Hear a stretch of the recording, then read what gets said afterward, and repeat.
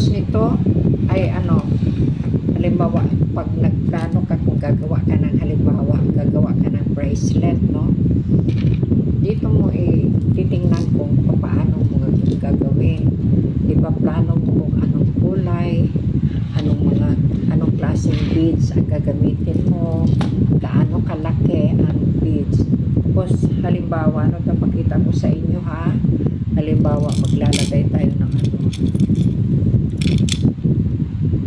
example lang naman ito, no?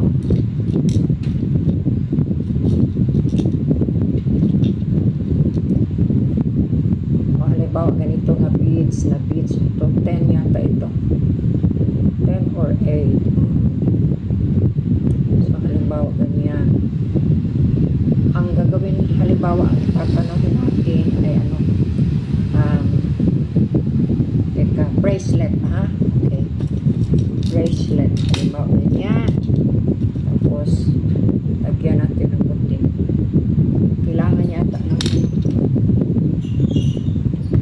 bracelet.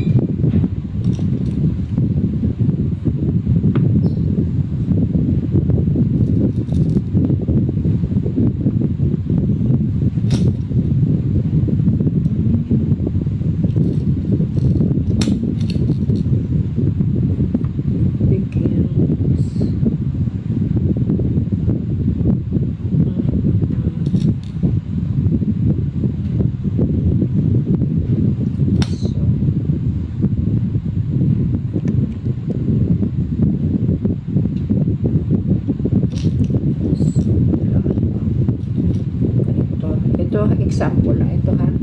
Sample lang ito. Tapos, maya ako, halimbawa, gagawa kayo ng bracelet. Nasa inyo yan. Kung anong kulay ang gusto nyo, gaano kalaki ang beads, anong klaseng beads ang gagamitin nyo. Nasa inyo yan, ha? Ito ay sample lang, ha?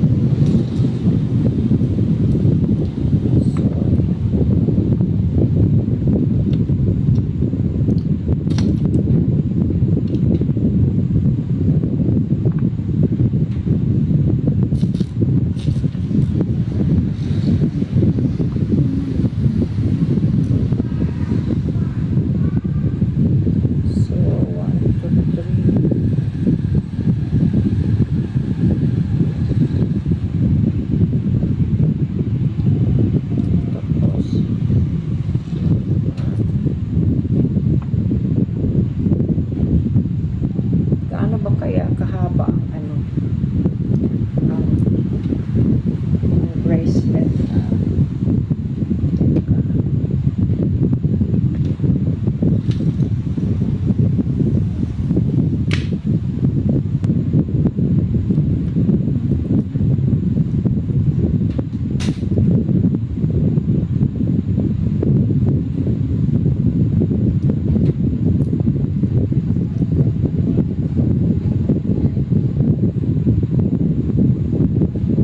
Siguro 19 centimeters, no? Subukan lang natin. Siguro hanggang 19 centimeters. So, tapos ito ay saan ba ito?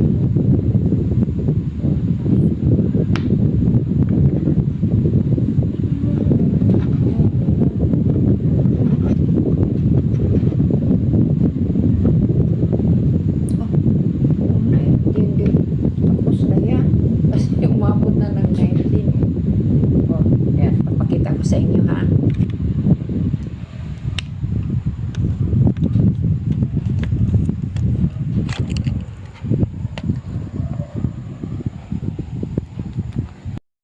O, eto na. O, yan ang yan ang ibig kong sabihin. O, ito, no? Ito, halimbawa, nilagay ko ganyan. Tapos, nasa inyo yan kung paano. Halimbawa, kung ito dapat ay wala para sa inyo, wala ganyan. Tapos aalisin nyo, no? Diyan magpaplano lahat ng kung anong kulay dito, ilang puti, tapos ganyan. Yan, diyan ilalagay mo. Tapos yan ang yung gagawin mo, no? Yan, okay. Subukan natin ha, gagawin yan. Tapos hindi tayo kailangan ng hindi natin kailangan ang seradora. diretso na yang isuot kasi ang gagamitin natin ay yung ano, yung elastic elastic thread, ha. Okay, so okay, sandali lang, kukuha lang ako ng ano. Ang gagamitin natin ay yung 0.8 na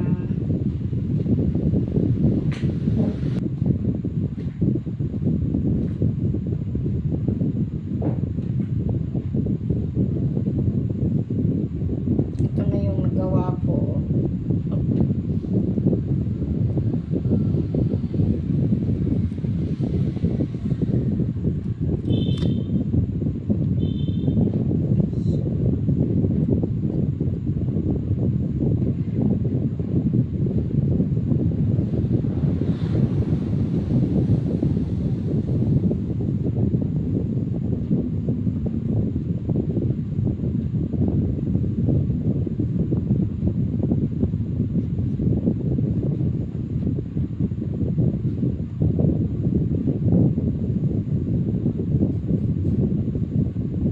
Sobra.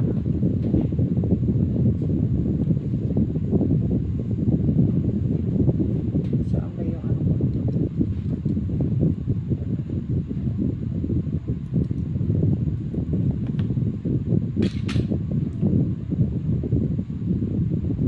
So, may pit stop. Pit stopper.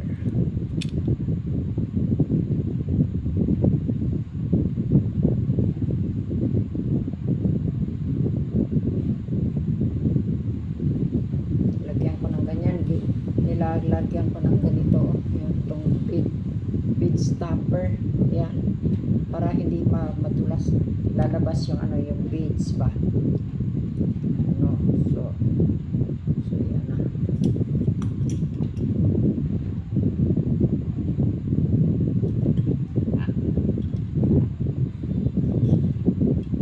Huwag na lang kaya sobra na.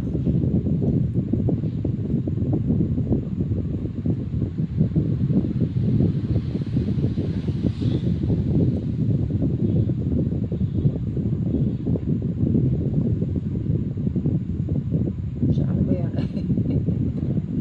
Hindi ko makita eh. Wait, ano ba yan?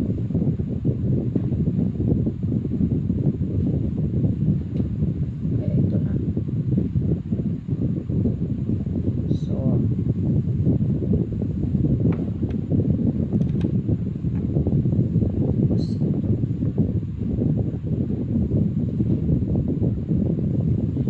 sandali, hindi naman ito nangangailangan ng needle, no? Dahil ano, itong nylon na ano, nylon string ay ano, pwede ipasok na without needle, no? Yan, sandali lang kasi malaki din naman ang butas nito. Oh. Ganyan yan.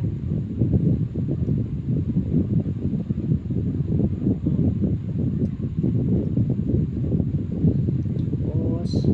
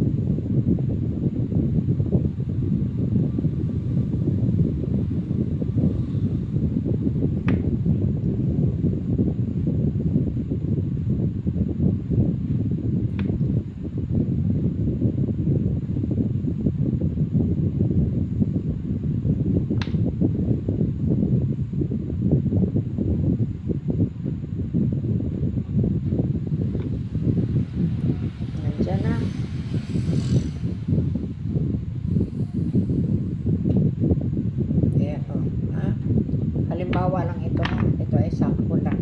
Pwede namang gandahan pa. Pwede namang may iba-iba pang ilalagay. May mga charms, may mga spacer. Kasi mamaya na yan. Pag marunong na tayo, pag natuto na tayo paano, pwedeng lagyan ng mga decorations pa. Ito ay kulang pa. Ika tinitingnan ko. Kulang pa ng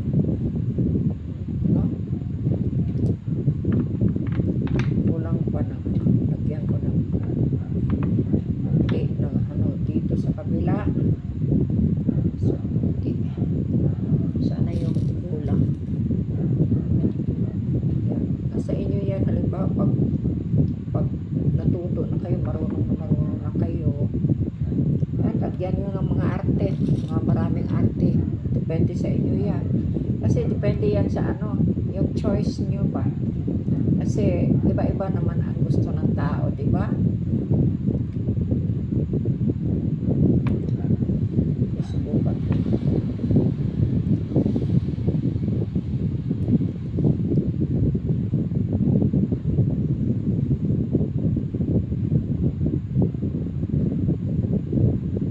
So, tama na to. Para sa akin ay tama. Kasi, ganyan lang naman yan,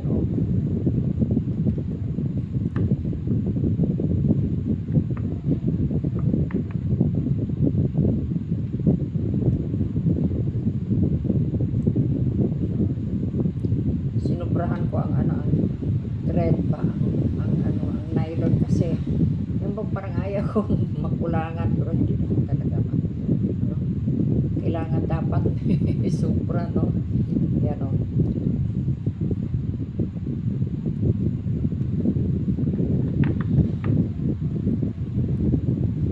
tapos ang gagawin ko nito, ito yung talaga, ito yung very strong na yung pantali ba, pantugtong yung string ba, yan, ganyan ha.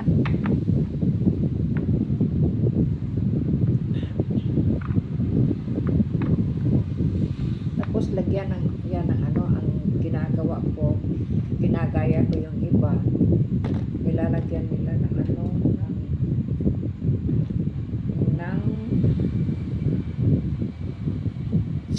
itong glue para siyempre para didikit ang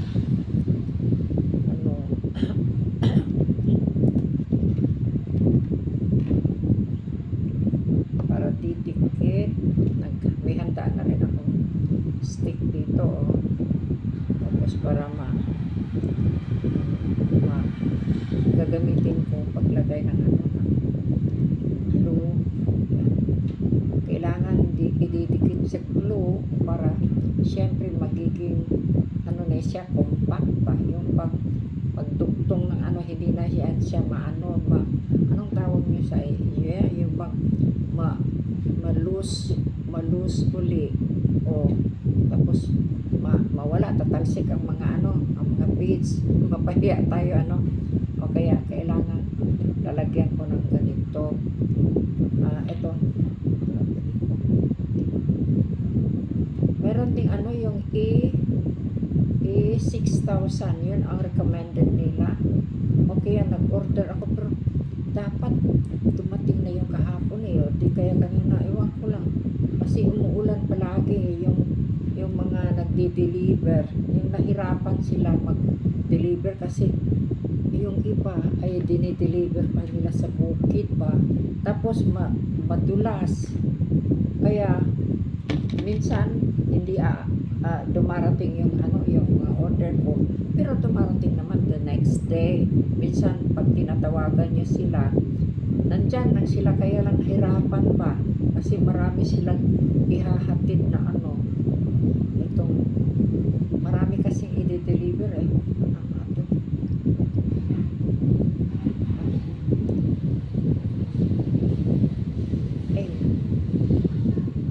kailangan ko pliers pala.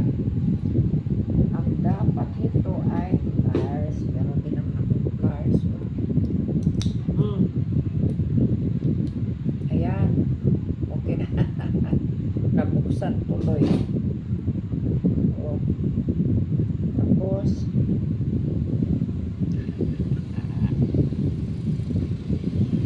ako ng ano, ilaw para tama ang paglagay ba.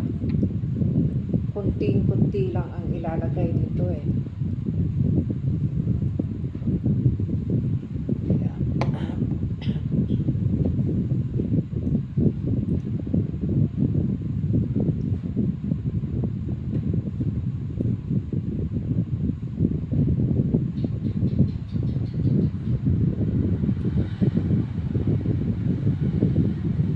When the ribbon starts to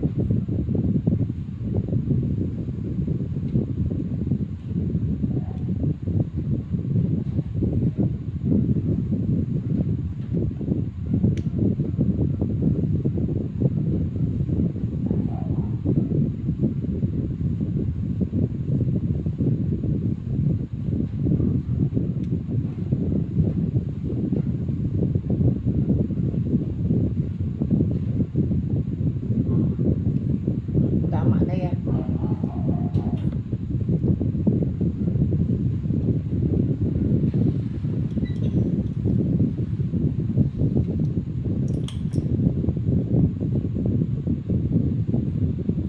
Dito ko inilagay para maano ba, hindi ba yun siya didikit sa yung mga beads ba, hindi didikit sa ano, isa't isa.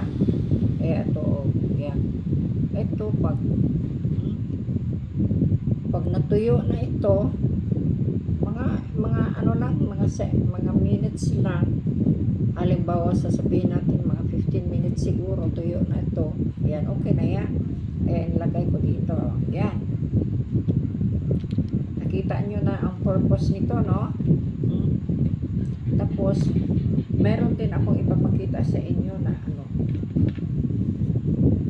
Habang hindi pa kayo gumagawa, siyempre meron akong i-introduce sa inyo na ano, yung mga tools ba na ginagamit. Ito ito ang tawag nito ay ito na. Yan ang ano, yan ang ibig kong sabihin. Ito no. Ito halimbawa nilagay ko ganyan. Tapos nasa inyo yan kung paano. Halimbawa kung ito dapat ay wala para sa inyo, wala ganyan. Tapos aalisin nyo, no? Diyan magpaplano lahat ng ano, kung anong kulay dito, ilang puti, tapos ganyan. Yan, diyan ilalagay mo. Tapos, yan ang ano, yung ano ba yun? Tingnan ko muna, magpalaban muna ako sa ito pala ang tinatawag na ano, nylon jaw pliers. Ang purpose nito, ang function niya ay ano, ganito, papakita ko sa inyo ha.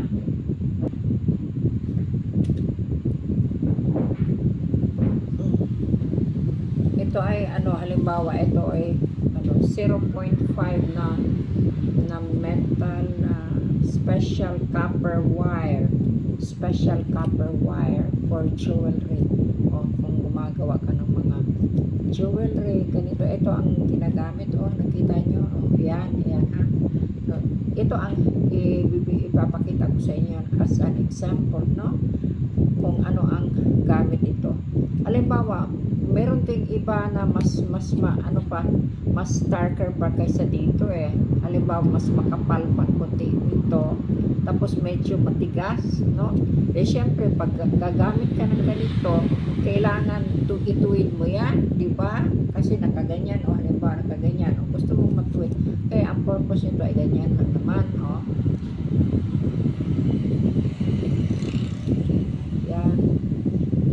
Yan, pagpatuwid sa ano, sa, yan, tuwid na siya, no?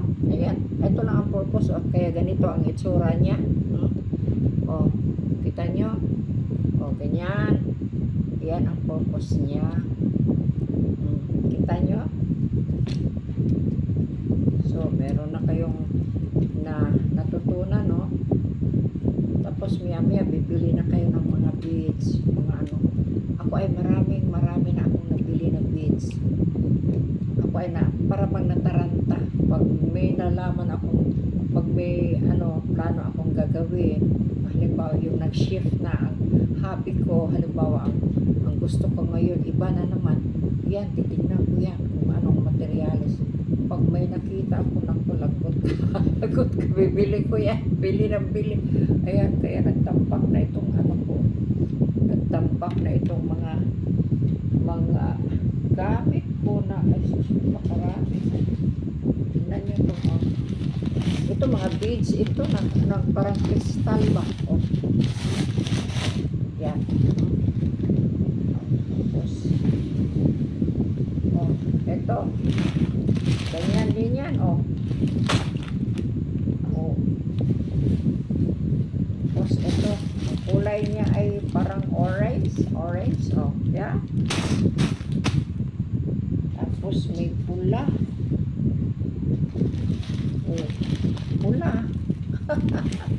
Pula yan. Tapos may ano pa. Marami ito siya. Pula yan. Ito. Huh? Magandang kulay, no? Oh, parang ice cream. Tapos, ano pa ba? Ito, pink. Pink ito. Oh, pink. Kaya matagal pang gawa ko bago ito maubos. Tapos meron aside from this, marami akong nakatampak dyan na materialis pa.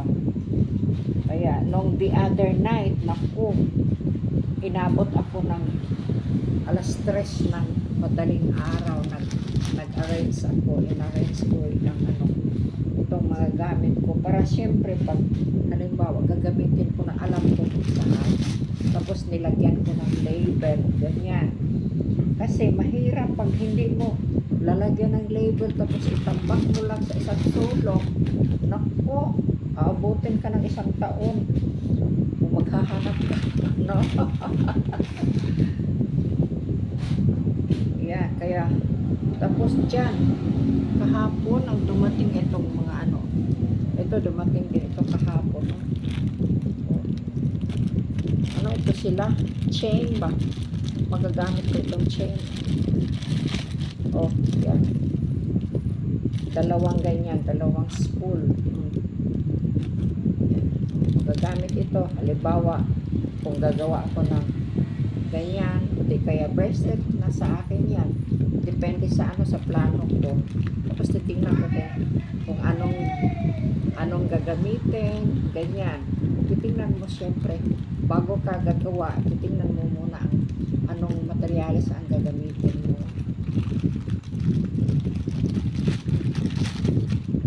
So, maya-maya,